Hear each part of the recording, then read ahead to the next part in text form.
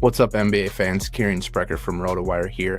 I'm going to be giving you a playoff breakdown with my own predictions, including 12 bold predictions during this video. Let's start with the play-in tournament. Does the play-in count as the postseason? Does it count as the playoffs? Is there a difference? That's a conversation for another day. But if you feel strongly either way, post your hot takes in the comments and I'll get a good chuckle out of them. All right, enough jokes. Let's get down to business. Got the Mavs at the Kings in a single elimination play-in tournament game. I'm so excited for this. We got De'Aaron Fox versus Luka Doncic, two up-and-coming teams. Oh wait, my bad. I think I might have missed some news here. Let's get back on track here. This one is ugly. The Kings are 5-point favorites, but AD is the best player in this game. He hasn't been playing major minutes, but he's had a few stellar performances since returning to action. The trio of AD, Lively, and Gafford should make things difficult for Sabonis. And when Sabonis is struggling, the Kings struggle. We'll start the video off with the first bold prediction. I'm going to be taking the Mavericks, who are 5-point underdogs, to get the upset in the winner-go-home matchup, sending the Kings home. Let's jump over to the Eastern Conference single elimination game, where we got the Heat at the Bulls. Both of these teams have been surprisingly good of late, and Vegas has this as a toss-up. A lot of people like to say coaches don't matter in the NBA, and I agree with that to some extent, but not entirely. I think it should at least be part of the equation. And in a toss-up game like this, I'm going to take Eric Spoelstra over Billy Donovan in a winner-go-home game. This is a 1-point spread, but it's technically an upset, and therefore I'm going to count it as bold prediction number 2 for this video. If you like what you see here, please go over to RotoWire. We're offering promo code ROTO15 at checkout to receive 15% off any RotoWire products. The picks and props tool is absolutely great. It compares our projections with all of the different sports books and gives you the best value plays for any slate, for any sport, any time of the year. All right, let's get back to business here, and let's go back to the West for the 7-8 matchup in the play-in tournament, where we got the Grizz at the Warriors. The Warriors have had a few terrible letdowns since the Jimmy trade, but outside of that, they've been one of the best teams in the league. They also didn't recently fire their coach, and their star player isn't in the news on a daily basis for all the wrong things. At least Jimmy Butler isn't in the news anymore for the wrong reasons.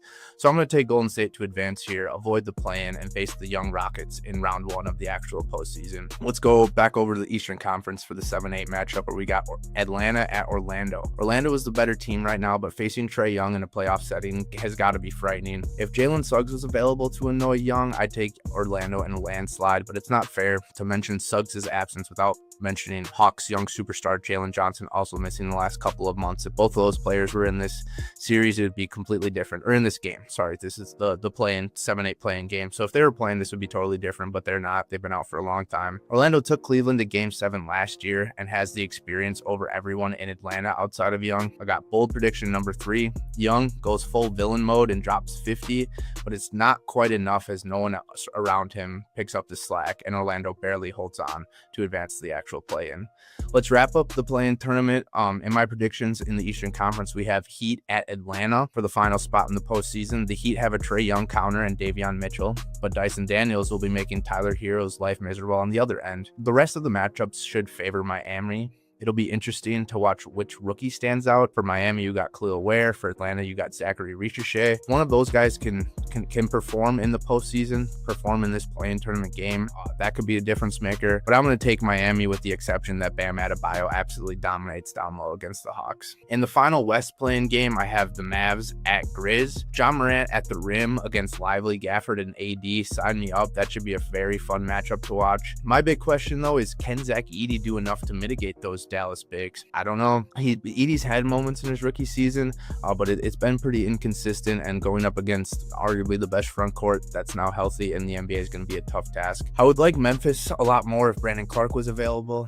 Story for another time, but he always does a great job in big moments, but he's out for the season, and he will not be providing his services. So I'm going to have to go with my 4th bold prediction here and say Dallas wins 2 straight behind massive AD performances to escape the play-in and advance to the actual postseason, which would be huge news for Dallas. Obviously trading away Luka, the trajectory of their franchise was going in the wrong direction, but AD is a great player, and he's healthy and playing well, and I think he can get some big wins for Dallas here. Now on to the actual playoffs. Let's start in the West with the 1-8 matchup. We got Dallas at OKC. This is where the fun ends for Dallas in my bold predictions, as they run into an absolute historic buzzsaw in the OKC Thunder. This is a sweep. The Thunder might win all of them by 15 plus points too. The 2-7 matchup in the West is a little spicier for me then. We got Warriors at Houston.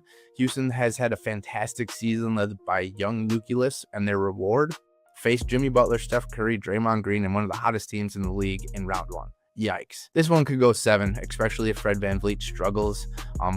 Could have flashbacks to Fred VanVleet and Kawhi Leonard dominating the Warriors in the 2019 finals. Obviously, there were some big injuries to Kevin Durant and Klay Thompson during those series, but there's some history between Fred and Golden State. Houston, after a great season, if they lose this game or lose this series, could be in a complete overhaul, and I'm predicting them to lose. My 5th bold prediction is Golden State gets a huge first-round upset over the Rockets in 7. I think it goes the distance, but Steph Curry and Jimmy Butler in a game 7 against a young team is just too much to handle.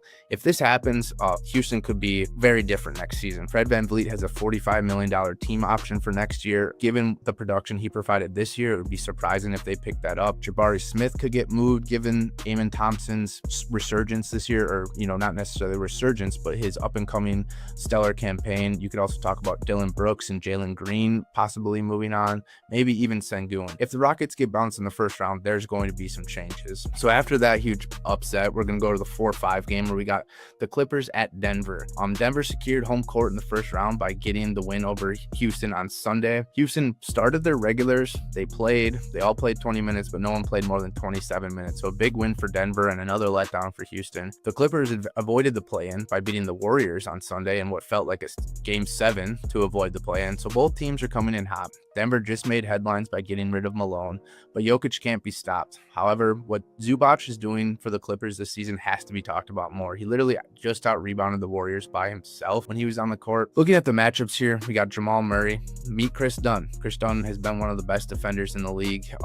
Doesn't necessarily get the notoriety of a Dyson Daniels, but he's up there in terms of steals and just one-on-one pestiness as a defender. That'll be a fun matchup to watch. Michael Porter, Aaron Gordon, they've had their moments in Denver, but from what I've seen from Kawhi Leonard lately, I don't know if I can bet against him, and I especially can't bet against Michael Porter and Aaron Gordon to outperform Kawhi Leonard in this series. I like the Clippers here. I think the Clippers' depth also gives them a notch up. You got Bogdanovich being instant offense. You got Ben Simmons running and playing defense. The Clippers are plus 120 to win this series, and I think this one goes 6, maybe 7. So maybe it doesn't quite qualify as a bold prediction, but it is an upset. So it is my 6th bold prediction. I have the Clippers knocking off Denver in round 1 in the Western Conference. The 3-6 matchup in the West is Minnesota at the Los Angeles Lakers. The Lakers, wow. After the Luka trade, I did not think that they were going to be able to play defense, but the Dorian Finney-Smith, the Jared Vanderbilt defense off the bench, playing matchups has been absolutely key. And then the offense is just led by LeBron, Luka, and Austin Reeves. The Lakers are playing really well. I like Rudy Gobert. He's a great defender. He's won a lot of playoff games. I think Anthony Edwards could win an MVP, if not multiple MVPs by the time his career is done. But this series comes down to Julius Randle for the Timberwolves for me. Randle has played well in his first season in Minnesota, but he's going to have to be great in every game for the Wolves just to have a chance. I don't see that happening, so I'm going to take the Lakers in 5, maybe 6 if Ant gets 50 in one of the games in Los Angeles to make this a series early. But I think at the end, the Lakers just have too much firepower. So in the West, I have OKC, Golden State, the Clippers, and the Lakers all advancing. Let's shift our focus to the East and start with the 1-8 matchup again. We got Miami at Cleveland in the 1-8 matchup. I'm a little worried about Donovan Mitchell's injury, but I think he'll be fine. It was kind of the same situation ahead of last postseason, and he ended up being fine. Still something to monitor. The Heat will go as far as Hero and Bam will take them, but Mitchell and Garland are better than Hero, and Evan Mobley can hold his own against Bam. The rest of the rosters is a clear advantage Cleveland's way, so I have Cleveland advancing in 5, maybe 6 if Hero has a big offensive game. The 2-7 matchup in the East is Orlando at Boston. Similar to Cleveland and Donovan Mitchell, Jaylen Brown needing an injection before the playoffs isn't great, but I don't think they'll need him at his best to advance past the first round. Paolo is one of my favorite players in the league, but Franz's three-point shooting and Paolo's three-point shooting just isn't consistent enough to keep pace with a team like Boston. Given Brown's injury, I'll give Orlando 1. I have Boston advancing in 5 here. The 3-6 matchup in the East is also pretty chalky in my opinion. The Knicks open as at minus 425 to win this series. The Knicks have flaws, which is losing to the top teams in the league, but they've dominated against everybody else, and I don't expect that changing here. I have Knicks in 5. All right, let's get to the juicy part of the East. We have the Indiana Pacers against the Milwaukee Bucks in the 4-5 matchup. Rematch alert from last season, and ring the bell again because I got my 7th bold prediction for this video. Dame doesn't come back for the first round, even though Shams Charania is reporting that that's a possibility. But the Bucks still get a huge series win in 7 games behind a dominant Giannis performance. That makes everybody second guess why he wasn't a more serious MVP candidate. Giannis is by far the best player in the series. Halliburton's shooting inconsistencies can come back and bite in a big way, and these teams both know each other so well, so I don't necessarily think it's a series of adjustments. I just think who can execute the best, and Giannis is the X factor in that equation for me, and he is executing at the peak of his powers right now. Let's stick in the East for the second round. With Milwaukee advancing past Indiana, we'll start with Milwaukee at Cleveland. Cavs won this season series 4-0, including 2 straight by double digits. Well, 3 of those games came before December 21st, so you can't really take much out of that. The thing with the Bucks all season has been hot streaks. When they've been hot, they've been among the best teams in the league. When they haven't, you could envision Giannis being out the door by the end of the season. Well, the Bucks ended the season on a winning streak, and I predicted them to win in the first round, so they're going to have a lot of confidence here. Bold prediction number 8 is I have the Bucks winning Game 7 in Cleveland behind a huge Damian Lillard performance. I just said Dame wasn't going to come back for the first round, but I think if they get that first round series win, Dame pushes back. He's ready for the second round. He starts off slow in the series, maybe a couple bad shooting performances, but he gets better and better, and he's at his peak performance in Game 7, and we get a huge, massive upset of the Cleveland Cavaliers in round 2. In the other East semifinal matchup, we've got New York at Boston. Boston was my preseason pick to come out of the East, and I don't see why I changed course now. New York hasn't won a game against OKC, Cleveland, or Boston all season. I think they'll get a few games in this series and maybe even win Game 1, but in the end, Boston is just too much for New York to handle. Moving to the Western semifinals, we got the Clippers at the Thunder. A true test for OKC, but they're going to advance. Kawhi is playing the best ball at the right time. James Harden and Norman Powell are having some of their best seasons later in their career. Zubac is arguably the most improved player in the league, and you also got to talk about Chris Dunn, Derek Jones, Ben Simmons, Bogdanovich off the bench. It's great. It's versatile. But OKC is just too much, man. There was a reason why they were a historic team. And I know they had a playoff letdown last year, but SGA is not going to let that happen again. I got OKC advancing to the Western Conference Finals in 6 over the Clippers. In the other West semifinal, we got Golden State at Lakers. Steph versus LeBron, yay. This would be a huge win for Adam Silver and the NBA in terms of views, and I'm sure the fans would enjoy a great series as well. LeBron and Steph always give us fireworks, but LeBron has come out on top more often than not.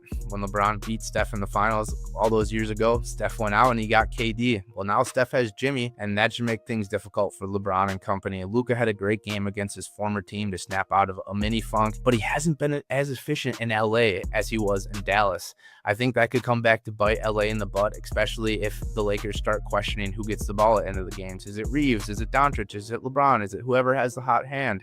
I think that could be concerning. And bold prediction number 9 is the Warriors stay hot and Jimmy Butler turns into Himmy playoffs as Golden State wins in Game 7 to advance to the Western Conference Finals for the 7th time in 11 years. All right, so my predictions leave us with Milwaukee at Boston and Golden State at OKC in the conference finals. I know this is a bold predictions video, but I don't have any bold predictions for you in the conference finals here. I have Milwaukee and Golden State making Cinderella runs to the conference finals, but the clock strikes midnight. Boston and OKC each advance in 6 or less, setting the stage for a colossal showdown. In the finals, Boston at OKC. We got double bubble bold predictions for the NBA finals. I have OKC. They are plus 165 to win the NBA finals, to win their first title in organization history. And I have Chet Holmgren. Huge, maybe the biggest bold prediction of the video, to win MVP. He's plus 5,000 right now. SGA, arguably, he is the MVP of the league. It's not arguably. SGA is the MVP of the league, but similarly to what we saw last year, the finals MVP isn't always the best player on the best team.